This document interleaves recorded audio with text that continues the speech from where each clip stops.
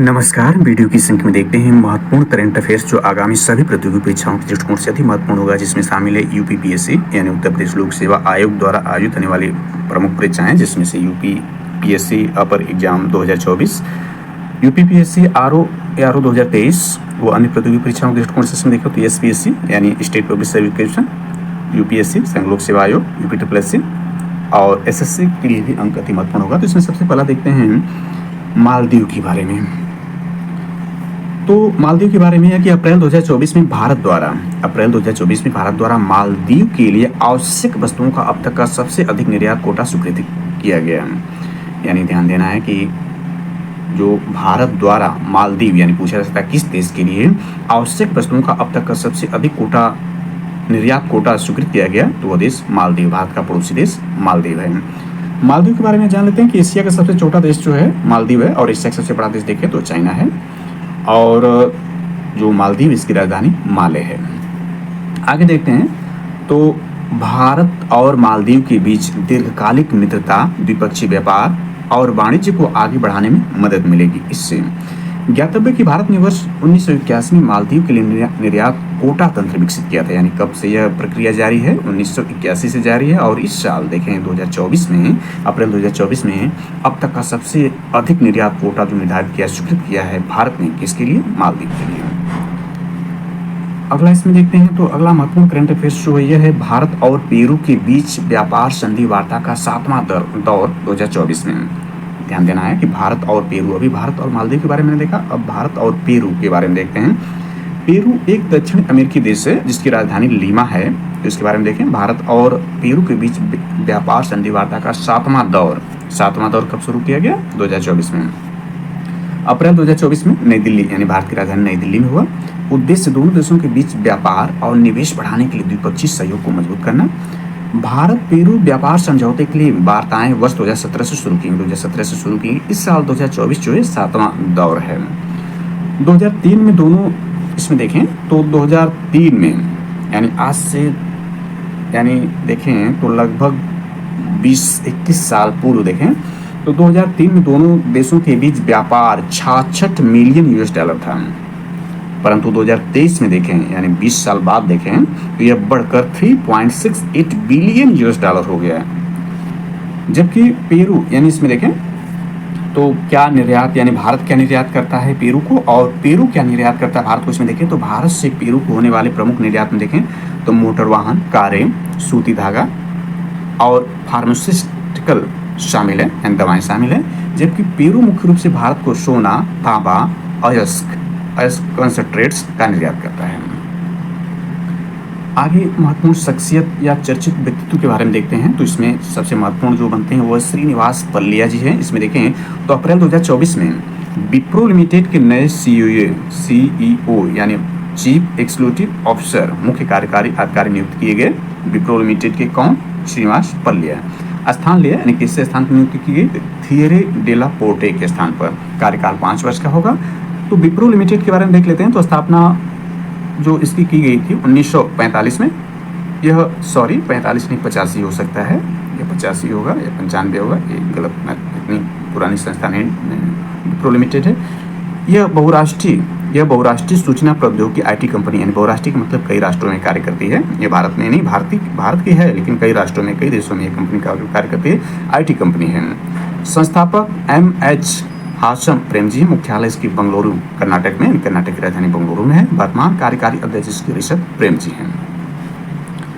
अगला देखते हैं तो पीआईबी के प्रधान महानिदेशक जो बनी हैं वो शेफाली बी शरण बनी हैं। 1 अप्रैल 2024 को पदभार ग्रहण किया है।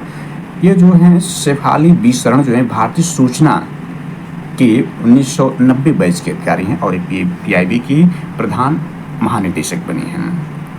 अगला देखते हैं तो ये पीटर पेलेग्रिनी हैं, इनके बारे में देखते हैं तो अप्रैल 2024 में स्लोवाकिया के राष्ट्रपति निर्वाचित हुए। पदभार ग्रहण किया यानी पदभार अभी ग्रहण करेंगे 15 जून 2024 को, और इन्होंने हराया था जुजाना कैप्टुटोवा को।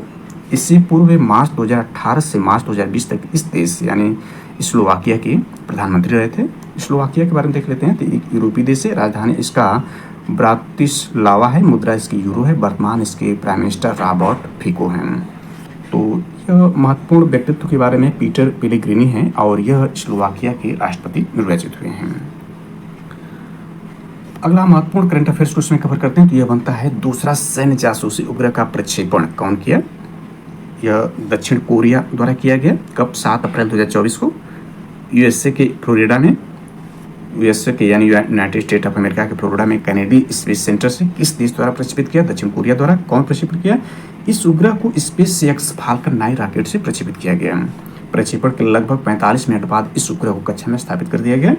दक्षिण कोरिया ने वर्ष 2025 तक यानी देखें तो ये 24 से अगले साल तक 5 सैन्य जासूसी उपग्रह प्रक्षेपित करने की योजना बनाई है, जिसमें सिंथेटिक एपर्चर रडार यानी शार जैसे AR सेंसर से लैस दूसरा उपग्रह भी शामिल है। इलेक्ट्रो ऑप्टिकल और इंफ्रारेड सेंसर से लैस वाला उपग्रह दिसंबर 2023 में प्रक्षेपित किया गया था। तो ध्यान देना है कि यह जो है दक्षिण कोरिया का दूसरा, पूछा जा सकता है कि किस देश ने अपना दूसरा सैन्य जासूसी उपग्रह प्रक्षेपण किया, तो वह दक्षिण कोरिया है। कहाँ से किया? यूएसए के फ्लोरिडा कैनेडी स्पेस सेंटर से।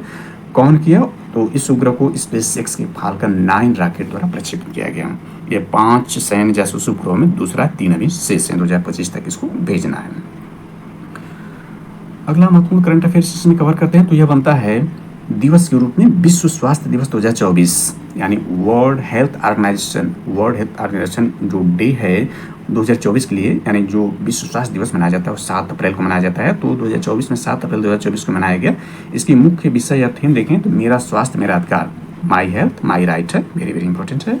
7 अप्रैल 1948 को WHO यानी वर्ल्ड हेल्थ ऑर्गेनाइजेशन की स्थापना हुई थी। इसी उपलक्ष्य में यह दिवस मनाया जाता है, यानी चूंकि 7 अप्रैल 1948 को वर्ल्ड हेल्थ ऑर्गेनाइजेशन की स्थापना, इसलिए 7 अप्रैल को प्रतिवर्ष जो है विश्व स्वास्थ्य दिवस मनाया जाता है। और इस वर्ष की थीम मेरा स्वास्थ्य मेरा अधिकार रखा गया। तो मुख्यालय इसका जिनेवा जो स्विट्जरलैंड में है। सभी के लिए स्वास्थ्य के अर्थशास्त्र को WHO परिषद के अनुसार कम से कम 140 देश अपने संविधान में स्वास्थ्य के मानव अधिकार के रूप में मान्यता देते हैं। 140 देश यूएन में जो पंजीकृत 193 देश हैं, इसमें से 140 देश जो हैं स्वास्थ्य को मानव अधिकार के रूप में मान्यता देते हैं। अगली शख्सियत या व्यक्तित्व के बारे में देखें तो राकेश मोहन है। इनके बारे में देखें तो RBI के पूर्व डिप्टी गवर्नर थे। अप्रैल 2024 में विश्व बैंक समूह के आर्थिक सलाहकार पैनल के सदस्य नियुक्त थे। ये वेरी वेरी इंपॉर्टेंट है। इसको पूछा जाता है कि कौन से भारतीय जो है विश्व बैंक समूह के आर्थिक सलाहकार पैनल में सदस्य नियुक्त किए गए, तो राकेश मोहन है, जो कि पूर्व में RBI यानी भारतीय रिजर्व बैंक के डिप्टी गवर्नर थे। इसके बाद साथ ही ये PM की यानी प्रधानमंत्री की आर्थिक सलाहकार परिषद के अंशकालिक सदस्य भी थे। अगला देखते हैं तो RBI का 90वां यानी 90वां स्थापना दिवस मनाया गया। कब मनाया गया? 1 अप्रैल 2024 को इसका 90वां स्थापना दिवस मनाया गया। PM मोदी ने इस स्थापना दिवस समारोह के उद्घाटन सत्र को संबोधित किया। इस अवसर पर उन्होंने एक स्मारक सिक्का जारी किया। RBI के बारे में देख लेते हैं तो RBI reserve bank of India जो है इसको बैंकों का बैंक कहा जाता है। स्थापना 1 अप्रैल 1935 को की गई। राष्ट्रीयकरण इसका 1 जनवरी 1949 को किया गया। और वर्तमान गवर्नर के देखें शक्तिकांत दास हैं। अगला महत्वपूर्ण करंट अफेयर्स को कवर करते हैं, वेरी वेरी इंपॉर्टेंट है ब्रह्मोस सुपरसोनिक क्रूज मिसाइल का सफल प्रक्षेपण। इससे भी एक प्रश्न बनता है कि ब्रह्मोस क्या है? तो ब्रह्मोस एक सुपरसोनिक क्रूज मिसाइल है। इसका प्रक्षेपण कब किया गया? 29 मार्च 2024 को सफल प्रक्षेपण हुआ। कहाँ से किया गया? अंडमान निकोबार द्वीप समूह से किया गया। और कौन किया? भारतीय सेना की पूर्वी कमान द्वारा किया गया। इसके बारे में देखते हैं विशेष तथ्य। तो यह विश्व की सबसे तेज क्रूज मिसाइलों में से एक है। यह लंबी दूरी की सतह से सतह, इंपॉर्टेंट है कि ब्रह्मोस मिसाइल सतह से सतह यानी सरफेस टू सरफेस पर वार करने वाली मिसाइल है। यह लगभग 2.8 मैक की गति से मार करने में सक्षम है। विस्तारित रेंज वाली यह मिसाइल 450 यानी 450 किलोमीटर तक लक्ष्य को भेज सकती है। इस मिसाइल के लिए एक अन्य द्वीप पर लक्ष्य रखा गया था, जिससे मिसाइल ने 90 डिग्री मुड़कर सटीक निशाना लगाया। इसे जहाज़ों से, विमानों से या जमीन से लॉन्च किया जा सकता है, यानी इसको तीनों जगहों से लॉन्च किया जा सकता है। भारत की रक्षा अनुसंधान एवं विकास संगठन यानी DRDO research development and organisation and रूस के NPO मशीनों एस्ट्रोनिया के संयुक्त उपक्रम ब्रह्मोस एरोस्पेस द्वारा इसको विकसित किया गया है। ब्रह्मोस के बारे में डिटेल जानकारी जो है वीडियो के एक अन्य पार्ट में दी जा चुकी है, क्योंकि अभी जो इसका निर्यात फिलीपींस को किया गया है भारत द्वारा, तो यह इस पर आधारित विस्तृत वीडियो एक अन्य वीडियो के पार्ट में अपलोड की जा चुकी है। वहाँ से आप इसको विस्तृत रूप में देख सकते हैं। तो चूंकि इसका सफल प्रक्षेपण कब किया गया है? पूछा जाता है 29 मार्च 2024 को। कहाँ पर? अंडमान निकोबार द्वीप समूह में। और किसके द्वारा? भारतीय सेना की पूर्वी कमान द्वारा किया गया। अगला महत्वपूर्ण करंट अफेयर्स ये भी साइंस और टेक से, तो इसने आकाश मिसाइल प्रणाली का सफल प्रक्षेपण किया गया, सफल परीक्षण किया गया कब? 31 मार्च 2024 को। इसको किसने किया? भारतीय सेना की पश्चिमी कमान द्वारा किया गया। यह भारतीय सेना की पश्चिमी कमान किया है।